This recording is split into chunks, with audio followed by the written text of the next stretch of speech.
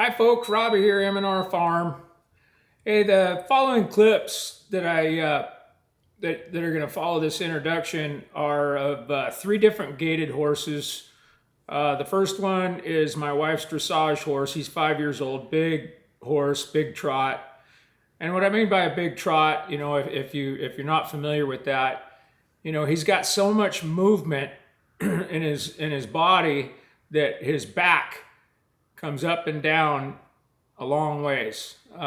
So what happens is you come up, if you're sitting in the saddle, you come up and his back comes down, and then if you can't stay in the saddle, you just slam back down on his back. And that's what happens. I don't ride that horse, and if I did, I wouldn't take one stride with him without posting. But I know better, so it's different there. But the second horse is our colt, and he's still unbalanced. So, he doesn't have a lot of rides on him, but he's a lot smoother. You could tell in the video that he's a lot smoother, but you can see that, he has some balance problems because he's just getting used to the saddle and the rider and all the gear that he's got on. And then the third video is I rode Turtle, my heel horse, around a little bit, who's, he's just barely over 14 hands, and he's got really quick feet. And so he basically, his back doesn't come up and down much. So, but I did, when I rewatched the video, I could see that I do sit and post, but you can hardly tell because, his back doesn't come up very high. So you don't really have to, come up higher to get out of the way of his back. And, but anyway, the reason that I made this video is because I watched a video from a guy that I like a lot. He's got really good content, but he kind of threw shade at posting, and he explained it that, that it's not good to do in the hills type of stuff. Well, that was my first half of my life. That's what I did. I taught guiding and packing in the Yellowstone when I was in my early 20s. And one of the other instructors there was Gary Kirchhoff, who's a pretty renowned trainer down in Gardner, Kansas. And he's a cattleman too. But anyway, he guided in the Selway, I guided in the Bob Marshall, and so we would always trade jabs. But anyway, I digress. This video is just about how to properly post and how to properly sit the trot. And you can see the difficulty of sitting a big trot versus sitting a smoother trot. And that's all I wanted to show. And it's not isolated to any one discipline. It's not an English thing. It's not a arena thing. It's a riding thing. We did it in the hills all the time. And when we were teaching school, we didn't know what posting was, but that's what we did. And that's what we taught. We taught guys how to ride that way. But I didn't even know what posting was until I was riding with my wife when I first met her. We were riding together, and she's like, "Oh, you're posting." And I was like, "Is that what they call it?" So that was a long time ago. So, that's kind of the way it was in the Western world. Guys really don't know what posting is. I mean, they do now, but back then in the early 80s, we didn't know what posting was. We didn't know the lingo for half that stuff. We just did it.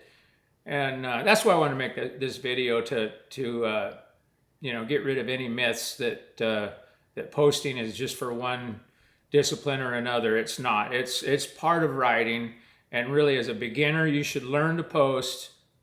I shouldn't say you should do that. I hate talking in absolutes, but really it would be helpful if you would learn to post and sit the trot at the same time, because when you get out of shape sitting the trot, the first thing you want to do is use your reins for balance.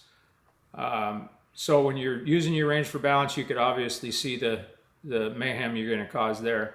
Hope you enjoy the video, and if you got any comments, let me know. Thanks. Have a great day.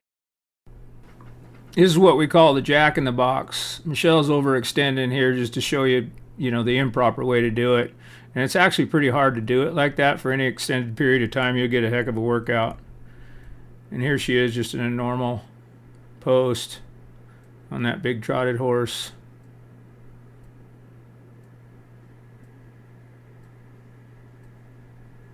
And here's a sit in a trot. Hurts my back just watching that.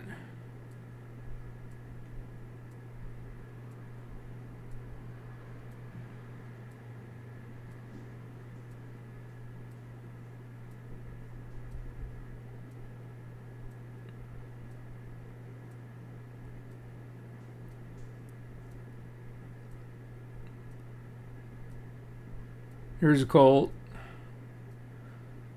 She'll sit in the trot here, and her butt's barely moving.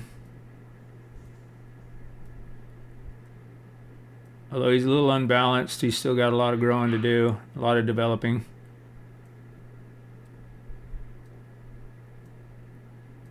But still, he's got a pretty smooth gait.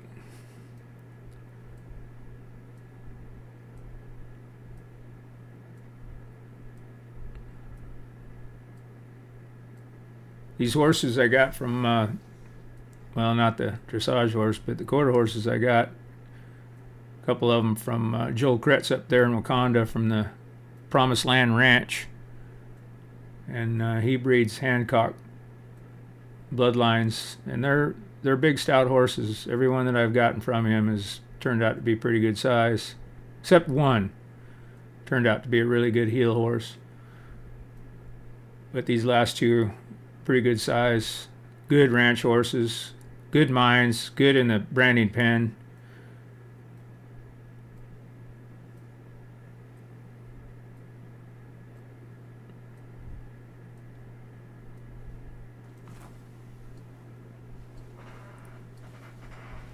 And then you got old Turtle.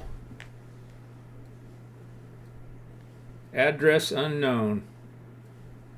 I've had him for about 14 years. He's close to 20 now.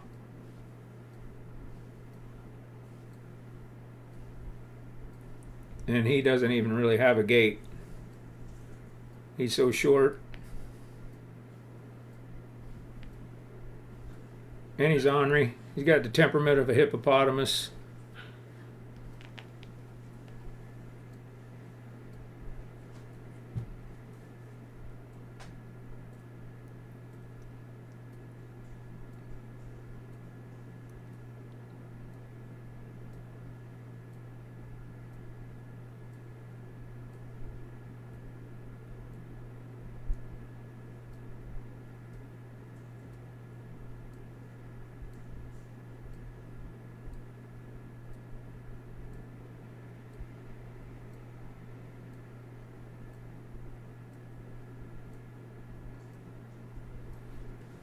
And you young guys, when you get done riding your horse, as soon as you step off, loosen them up. It'll definitely help them out.